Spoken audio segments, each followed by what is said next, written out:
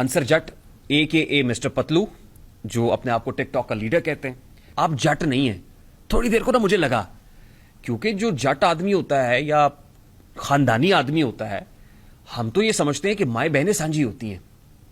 اس کے بعد آپ نے اوٹ پٹانگ حرکتیں کرنا شروع کر دی، کالا چشمہ پہن کے ٹڈے کر رہے ہیں، نچا رہے ہیں، فن لگا رہا، ہم تو انجوائے کرتے رہے کہ کیا کر رہے ہیں. شروع کر دی. وہ اکاؤنٹس میرے پاس ہیں اور ایسے جاتے ہیں اس طرح سے. آپ جیسے لوگوں کے بارے میں ہے کہ کالو سلام، جاہلوں سے صرف سلام کرو اور نکل جاؤ.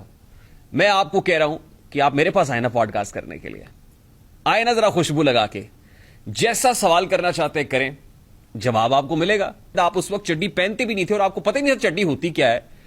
جب سے میں جرنلزم میں ہوں، آپ لیڈر تو کہتے ہیں اپنے آپ کو، لیکن آپ سے بڑا گیدڑ کوئی نہیں ہے. اس پوڈ کاسٹ کے فوراً بعد آپ رات کی تاریکی میں براستہ کراچی قطر روانہ ہو گئے. وہ کہتے ہیں نا کہ جو خاندانی رئیس ہیں وہ مزاج رکھتے ہیں نرم اپنا، تمہارا لہجہ بتا رہا ہے تمہاری دولت نئی نئی ہے. میں آپ نے یہ کہا کہ جی اتنے اتنے بوٹ ہیں ان کے پیچھے ہیں، آپ اداروں کو بھی بدنام کر رہے ہو.